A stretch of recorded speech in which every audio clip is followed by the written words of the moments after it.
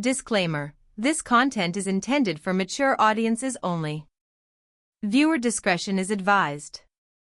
It started on a quiet evening, the kind of silence that feels heavy, like the air itself is holding its breath. The room was dim, the soft glow from the bedside lamp painting everything in shades of amber and gold.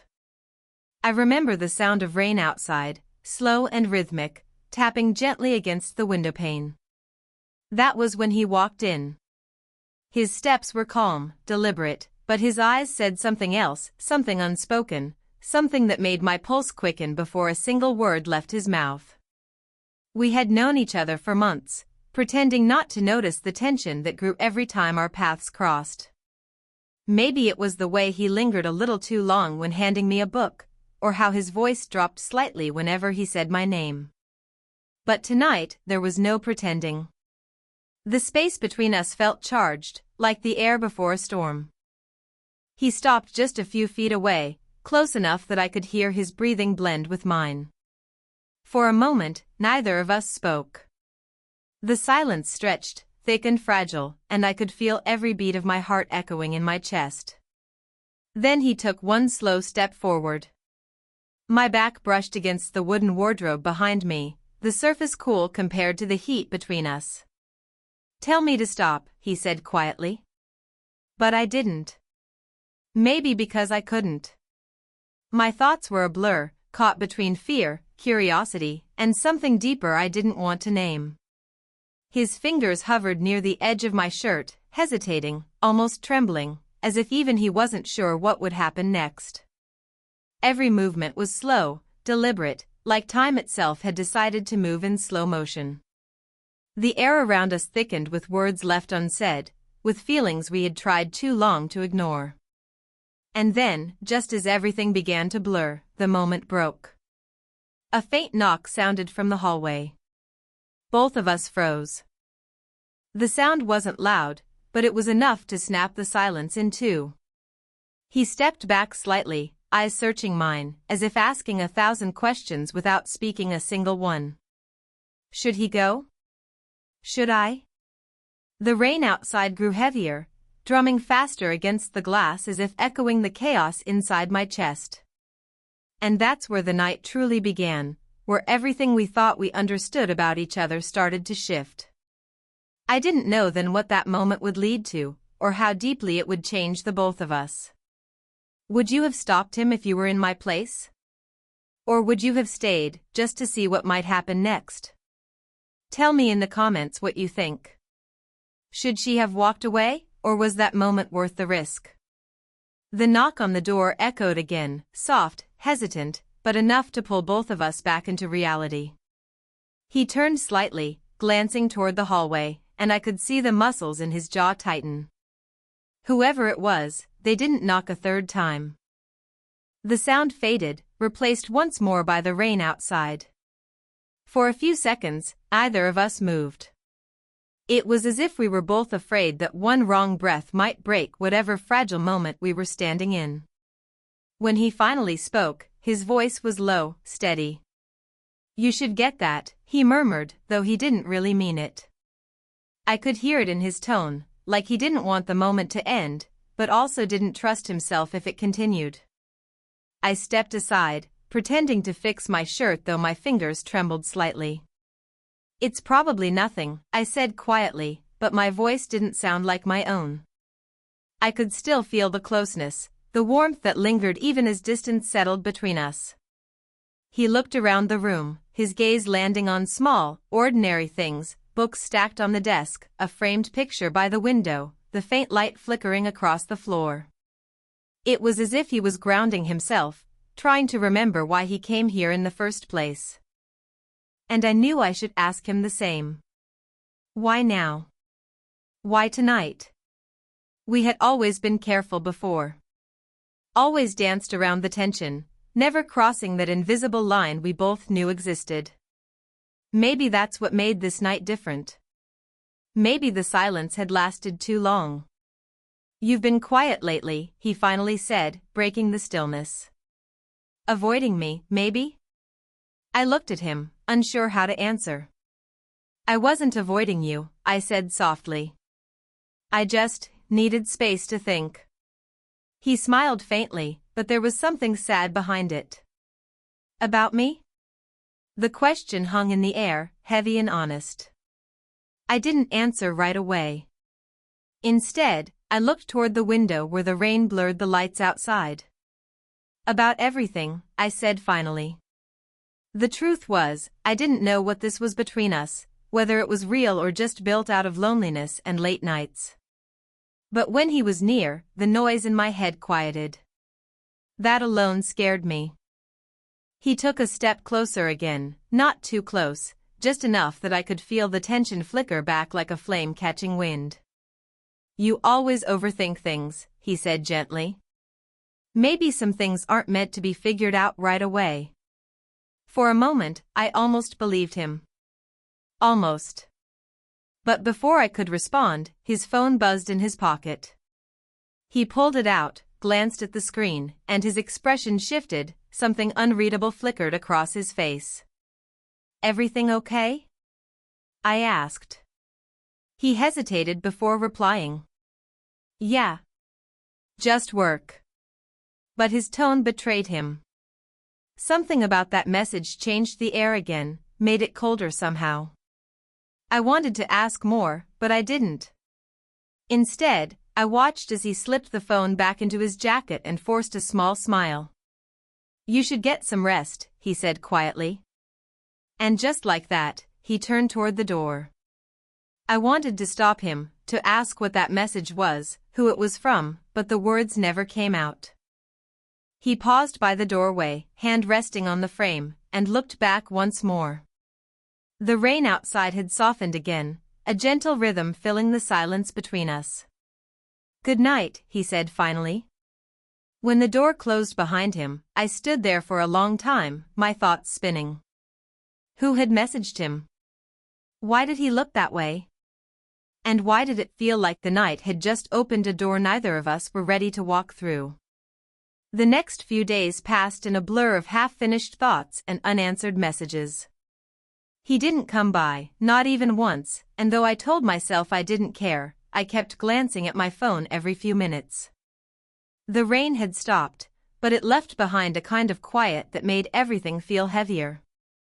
I tried to distract myself with work, with noise, with anything, but his voice kept echoing in my mind. You always overthink things. Maybe he was right. Maybe I was just making something out of nothing. Then, late one evening, I saw him again. Not here, somewhere unexpected. He was standing outside the cafe across the street, talking to someone. A woman. Her face was hidden beneath a red umbrella, but I could see how close they were standing. Too close. My chest tightened, though I couldn't explain why. He had every right to talk to whoever he wanted, but it didn't stop the questions from rising. Was that the person who had texted him that night? I watched for a moment longer before looking away. It wasn't my place to wonder. But the image stayed with me, refusing to fade even after I walked home. That night, I couldn't sleep. The air in my apartment felt restless, like the walls themselves were waiting for something to happen. The next morning, my phone buzzed. His name flashed on the screen. Can we talk? For a moment, I thought about ignoring it. But curiosity, or maybe something stronger, won over. I told him to come by after work. When he arrived, he looked tired.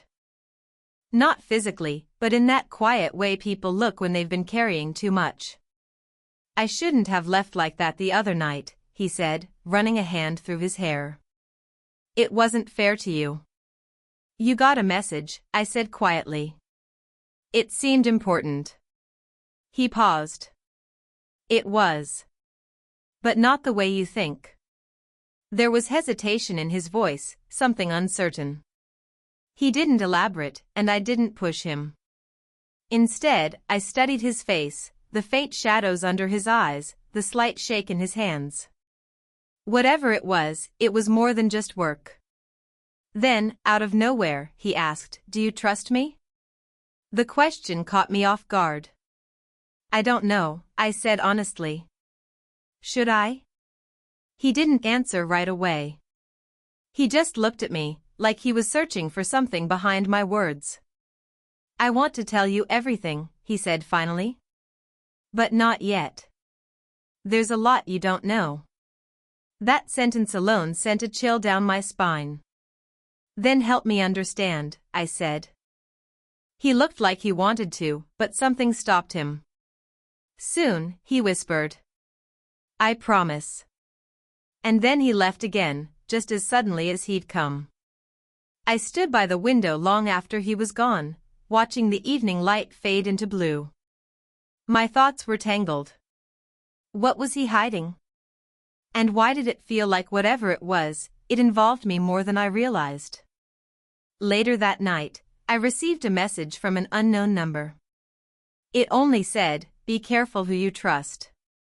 My heart raced as I read it again and again. Was this a warning?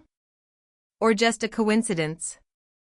The message from the unknown number replayed in my mind all night, "Be careful who you trust." I tried to convince myself it was some kind of prank, but deep down, I knew it wasn't. Something about the tone felt personal, almost urgent. I thought about showing it to him, but a small voice in my head whispered not to. Not yet. The next day, I couldn't focus on anything. Every sound made me jump, the ring of my phone, the creak of the floor, even the quiet hum of the refrigerator. I felt watched, even when I knew I was alone. Late in the afternoon, I finally gave in and called him. His phone rang, then went straight to voicemail. I tried again. Still nothing. By evening, the silence became unbearable. I decided to walk to his place. The streets were quiet, the sky heavy with clouds that looked ready to burst. When I reached his building, the lights in his apartment were off. But as I turned to leave, I saw it, a faint glow from the second-floor window. His window. I hesitated before walking closer. Through the thin curtains, I could see his shadow moving. He wasn't alone. Someone else was there, standing near the table. I couldn't make out faces, just outlines, voices too faint to understand. My chest tightened as I pressed a little closer, trying to listen. Then suddenly, the light flicked off. My heart pounded. Had they seen me? I stepped back quickly, pretending to look at my phone, but the front door opened. It was him. His expression froze the moment our eyes met. "What are you doing here?" he asked, voice low, controlled, but there was something sharp underneath. "I came to talk," I said, trying to steady my voice. "You weren't answering your phone." He looked past me, scanning the empty street. "You shouldn't be here right now," he said quietly. "It's not safe." "Not safe? What are you talking about?" Before he could answer, a woman's voice called his name from inside. My stomach dropped. It was the same voice I'd heard through the window. He turned slightly, just enough for me to see the worry flicker across his face. "It's not what you think," he said, stepping closer. "You need to go home. Please." But I couldn't move. Every instinct told me something was wrong. "Who is she?" I asked, my voice barely above a whisper. He hesitated. "Someone trying to protect you," he said finally. "And if you stay, she can't." The words made no sense, but the fear in his eyes was real. Thunder rumbled in the distance, and for a moment, we just stood there, caught between truth and lies. I wanted to trust him, but that message echoed again, "Be careful who you trust." The thunder grew louder, rolling across the sky like a warning neither of us wanted to hear. He stood in front of me, rain beginning to fall between us, eyes searching mine with a kind of urgency that felt almost desperate. "You have to trust me," he said again. But the words meant less every time he repeated them. I could see it in his face, he wasn't just hiding something. He was protecting something. Or someone. Before I could respond, the woman from inside stepped into view. She looked older, maybe in her early 30s, confident but tired. Her expression softened when she saw me, though there was something cautious in her eyes. "You shouldn't be here," she said gently. "This isn't about you, but it might become about you if you stay." The way she said it made my skin prickle. "Who are you?" I asked, my voice shaking slightly. She exchanged a quick look with him before answering. "I work with him," she said. "Or at least, I used to." Used to. The words hit hard. I turned to him. "What does she mean by that? You told me you worked alone." He sighed, rubbing a hand across his face. "It's complicated," he muttered. "But I swear, I was trying to keep you out of this." "Out of what?" I asked. Neither of them spoke right away. The rain picked up, drumming against the pavement. The silence between us stretched until it almost hurt. Finally, the woman spoke again. "You got a message last night, didn't you?" My heart skipped. "How do you know about that?" "Because it wasn't random," she said quietly. "That message wasn't from me, but I know who sent it. And if you're getting warnings, it means they already know who you are." I felt my pulse quicken. "Who's they?" She glanced around, lowering her voice. "People who don't want him talking to you. People who think you're the reason he changed his plans." I looked at him again, confusion and fear tangling in my chest. "Changed what plans?" He took a deep breath. "There's something I've been working on, something that was supposed to end quietly. But then I met you, and now everything's gotten complicated."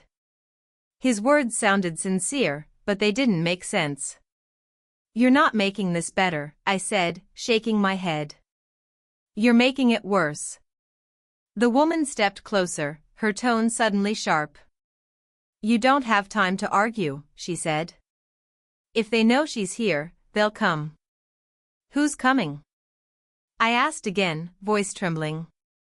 He reached for my hand, his grip firm but gentle. "We have to leave," he said. "Now." Something in me wanted to run, but another part wanted answers.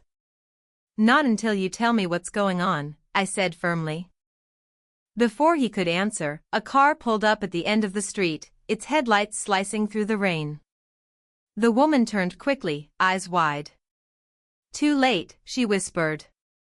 He pulled me close, his voice urgent. "Trust me this once. Please." The car door opened, and a tall figure stepped out, holding something that gleamed faintly under the streetlight.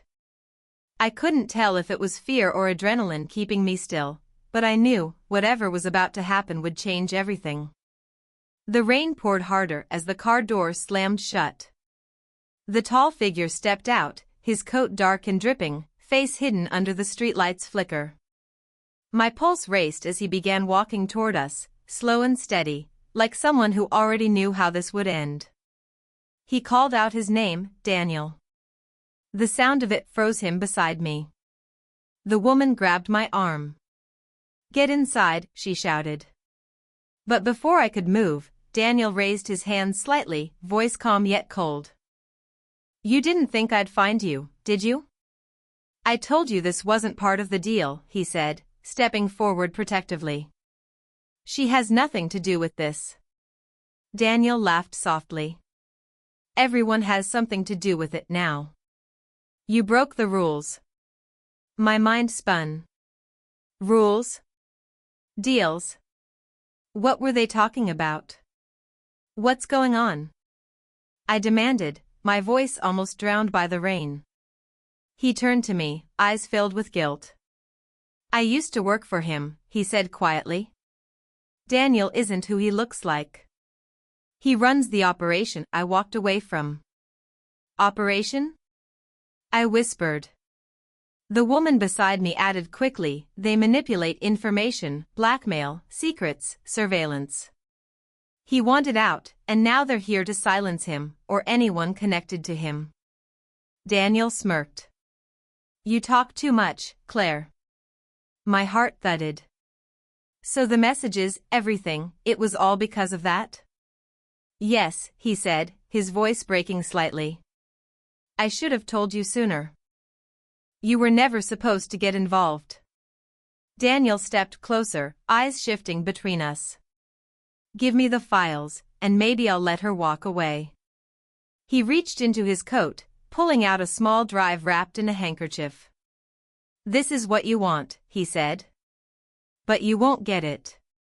Before Daniel could react, he threw the drive into a nearby puddle, smashing it under his heel. There was a spark, a faint flash, and then nothing but rain and silence. Daniel's jaw tightened. You think that was the only copy? But before he could move, flashing lights appeared at the end of the street, sirens slicing through the storm. Police cars. Daniel froze, realizing his time was up. Claire stepped forward, a faint smirk crossing her face. I told you, we weren't working alone. Within seconds, Daniel turned and ran, disappearing into the shadows as officers surrounded the street. The chaos felt unreal, voices shouting, doors slamming, the storm washing everything clean. He looked at me, soaked, shaking, but alive. It's over, he said softly. I wanted to believe him. But just as the officers led Claire away to give statements, I noticed something glinting in the puddle near my feet, a second drive, identical to the one he crushed. My heart skipped. When I looked up, he was already walking away, hands in his pockets, never looking back. The rain finally stopped by morning, leaving behind a quiet that felt almost too peaceful after everything that happened. The police took statements, asked their questions, and promised to keep me updated. But when they left, I was still standing there, staring at the spot where he disappeared. The puddle where I'd seen the second drive had already dried up, leaving only a faint mark on the ground. I didn't pick it up. I just let it sit there, unsure if I wanted to know what it really contained. For days, I tried to go back to normal, back to work, back to silence, back to pretending none of it had changed me. But something inside had shifted. I kept replaying the last look he gave me before walking away, that strange mix of relief and regret.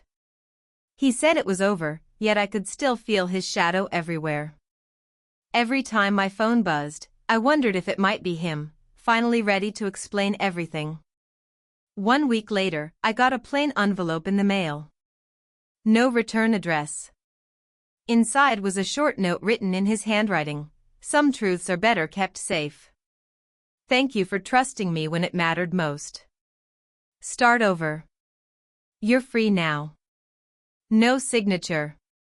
Just that. And yet somehow, it said everything.